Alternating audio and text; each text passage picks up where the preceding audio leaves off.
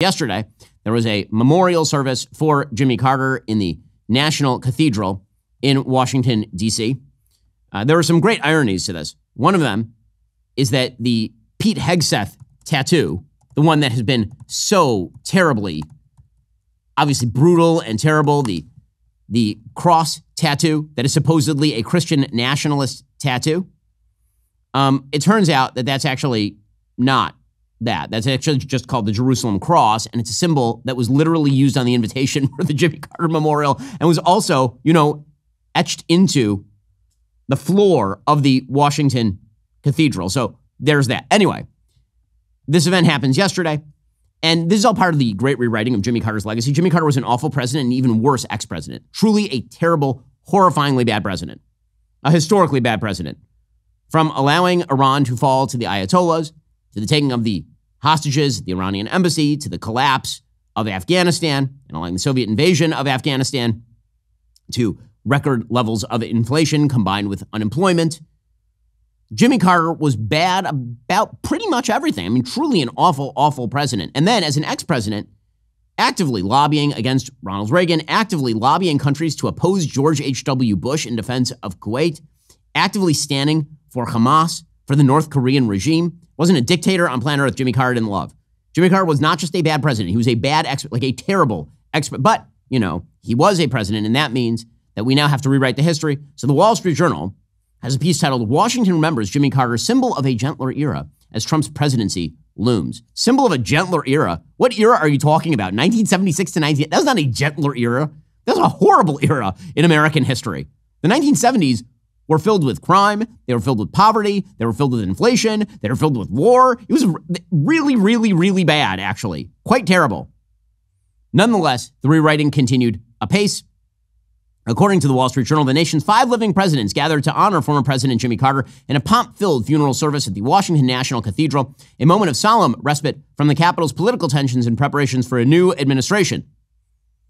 So Joe Biden got up and spoke, and the man just does not own a mirror.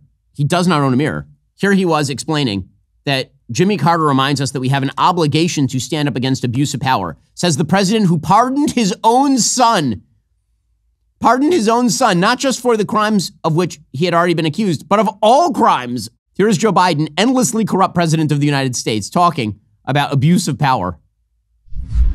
We have an obligation to give hate no safe harbor, and to stand up to what my dad used to say is the greatest sin of all, the abuse of power. Oh, well, great. Stuart Eizenstat, Carter's domestic policy advisor, spoke of Carter's political leadership, which had been tarnished by events including the crisis in which Iran held more than 50 Americans hostage for the last quarter of his presidency. He said Carter restored integrity to government after the Watergate scandal. That's not true, actually. Actually, Gerald Ford did that, which is why Gerald Ford almost won, by the way, in 1976. And then Jimmy Carter got absolutely swamped in 1980. But the sort of fascinating part of this ceremony was the treatment of Donald Trump. So clearly, Donald Trump is not in the good graces of people like the Bush family. The Bush family doesn't like Donald Trump. That, of course, is not a giant shock. Donald Trump was pretty rough on Jeb, and he has effectively called George W. Bush a war criminal and all the rest of this. So they don't like each other very much. And George W. Bush has sort of a history of being cozy with the Obamas. He and Barack are famously sort of friendly, as are Laura and Michelle. And so there was a point at which George W. Bush did not greet the Trumps, but then gave a sort of belly tap to Obama. Here was that.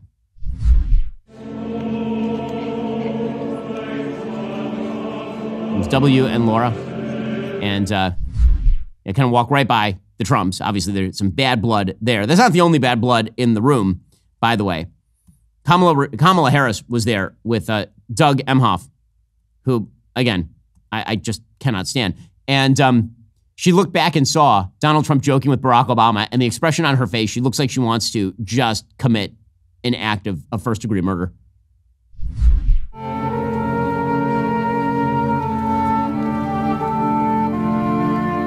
Yeah, that is a very unhappy person right there. By the way, the Bidens and Harrises are also not talking, which is hilarious. Again, all of the sort of gossip channel rumor milling here is really quite fascinating. But the big clip to come out of this was Donald Trump and Barack Obama chuckling together. We have no idea what Trump says here to make Obama chuckle, but he does something.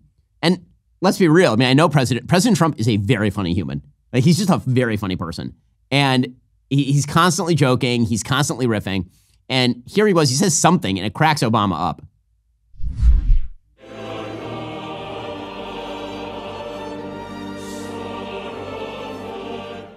Okay, so was that Orange Hitler, the threat to the Republic that we've all heard about?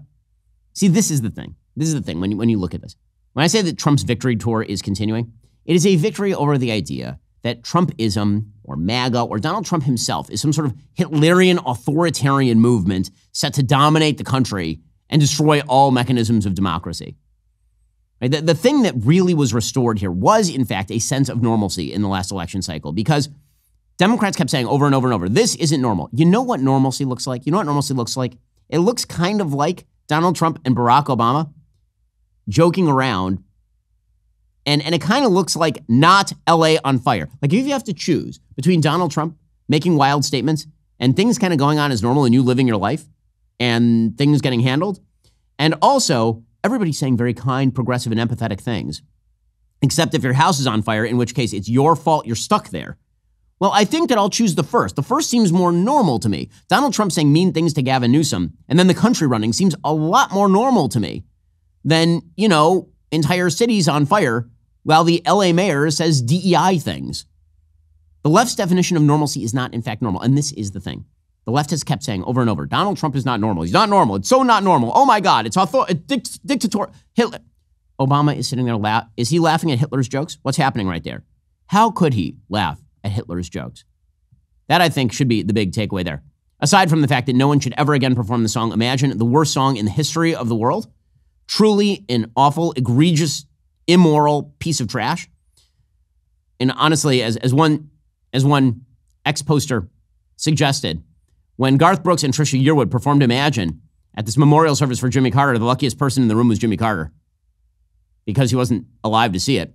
Here we go. Imagine no possession. Oh, this commie atheist terrible song. I wonder if you care. It's so bad. Ugh. No need for greed or hunger. By the way, this song is militantly anti-religion. They're doing it in the Washington National Cathedral. I can't deal with this song anymore. It needs to stop. It needs to stop. Stop the song. Stop it. Can't do it. Are you tired of the lies and the twists of the mainstream media talking points? Yeah, me too. Join me in my newest series, Facts, where I dismantle and bring truth to this tiring mainstream agenda.